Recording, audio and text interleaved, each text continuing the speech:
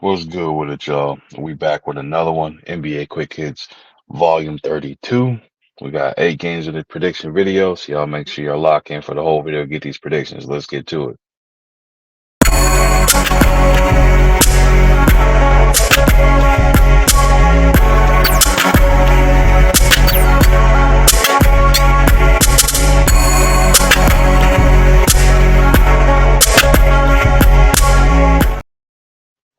What's good with it, y'all? Welcome back to A1 Hoop Zone. Back at y'all with another one, NBA Quick Hits, Volume 32, NBA prediction videos. We got 8 games to cover, but before we get into any of that, y'all make sure y'all hit that like button, sub to the channel if you're new. Appreciate you. All right, let's go ahead and get this thing going, man. So first game up of the night, we got the Pelicans versus the Hornets. No disrespect or slight to the Hornets, we're going with the Pelicans. I feel like the Pelicans are playing better basketball. They're more talented. They got pretty much full roster back. You got CJ McCollum returning from his collapsed lung he had. You got Zion who just put up some monster numbers recently as well. Valanciunas is doing his thing. Brandon Ingram, obviously we know what BI does. You got Herb Jones. I can't remember the other two young guns they got. Second year players, hell of a shooters on the team too. So it's like you got everybody that's getting back. They starting to find their stride again. And I feel like this is gonna be another step in the right direction for them. And I got them beating the Hornets, man. So rocking out the Pelicans on that one. Pacers versus the Wizards. I expect the Pacers to win this one, man. I think Halliburton, Miles Turner, Buddy Hield, Highsmith, however you pronounce him. I'm probably butchering his name. My apologies, but they got a nice young core over there. Halliburton, obviously, he's emerging and bursting on the scene, making his name be known across the waves. So they got a young team, you know what I mean? And so I think for them, I would say that they're more talented than the Wizards. Wizards have, obviously the acquisition of Jordan Poole and Kyle Kuzma is there, but outside of that, man, it just the triple effect of understanding the names on that team and just the brand of basketball they're playing. It just kind of goes downhill from there. You know what I mean? Jordan Poole isn't going to single-handedly win you any games. As a matter of fact, he's been over there struggling as it is, and hell, there's some people saying that he's kind of acting a little too big for his britches. That's a southern slang, southern saying. So he starts smelling himself. You know what I mean?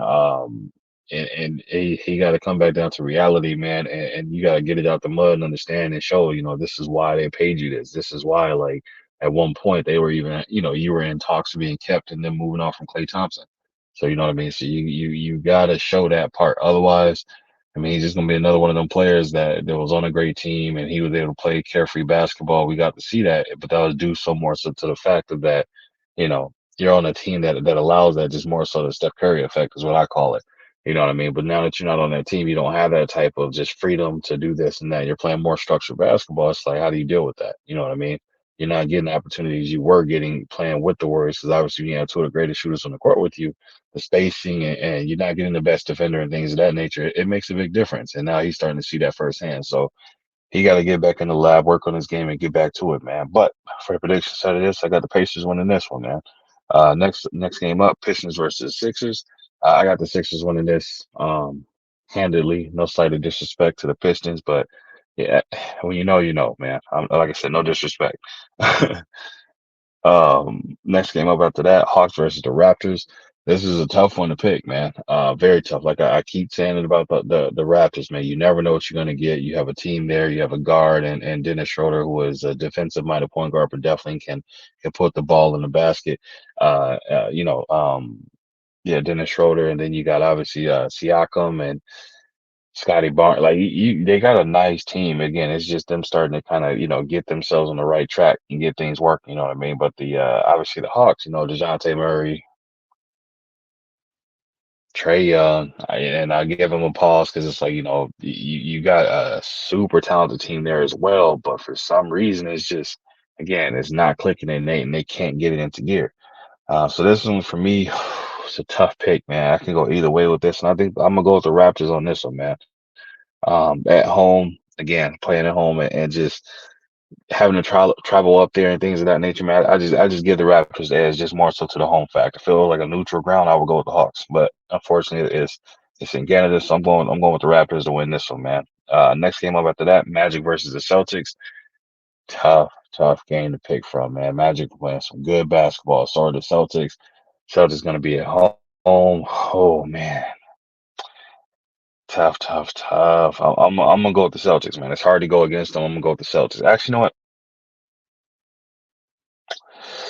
Ooh, kind of back and forth on this one, man. Oh man, yeah, I'm gonna stick with the Celtics, man. So I'm gonna go with the Celtics on that one. Lakers versus the Spurs. Going with the Lakers. If you don't know now, you know I am a diehard Lakers fan, not delusional or anything of that nature. I repeat it again. I feel like my team on any given night can beat every team in the league. And the series is when we can have a conversation. But as far as for a one-off game, I feel like my team can beat any team in the league. You know what I mean? Any and every team in the league. So I'm rocking on my Lakers on that one.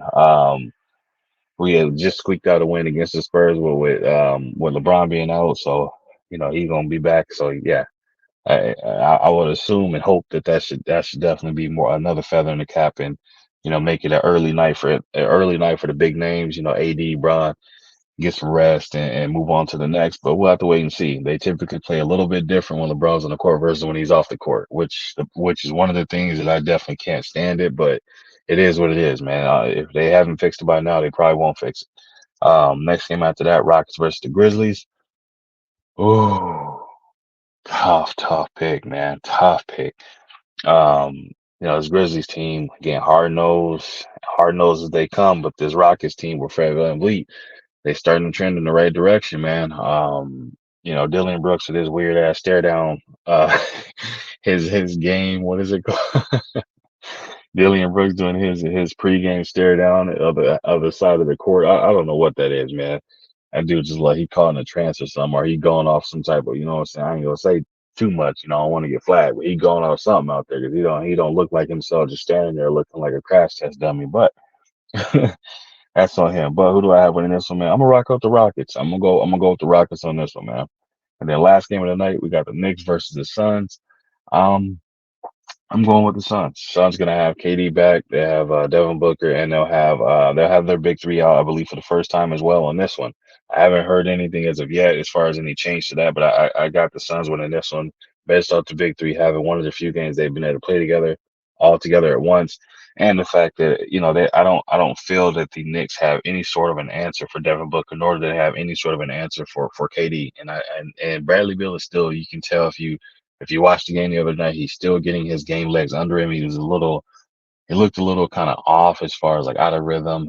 He didn't seem sharp like he normally would be when he played for the Wizards. He looked a little, you know, again, if you go back and watch it, you'll see exactly what I mean. He seemed off balance, unsure of himself, things of that nature with certain things I was seeing. So I expect that to sharpen up. You know what I mean? That comes with time. But as a quick recap for these games before I get up out of here, y'all, I got the Pelicans beating the Hornets. I have the Pacers beating the Wizards. I have the 76ers beating the Pistons. I have the Raptors beating the Hawks. I got the Celtics beating the Magic, Lakers beating the Spurs, Rockets beating the Grizzlies, and the Suns beating the Knicks, y'all.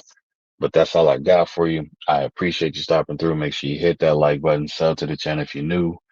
You already know, man. Leave a comment in the comment section. I'll be sure to respond to each and every one of y'all. Let me know what your predictions are. I'm happy to go head to head with anybody that wants to list their predictions in the chat. Just let me know, and I'll definitely respond to that joint. And if you wish to support the channel in any type of way, you can leave a super thanks or other information flowing at the bottom of the screen. Otherwise, super thanks is right there to be done too if you want to support the channel, man.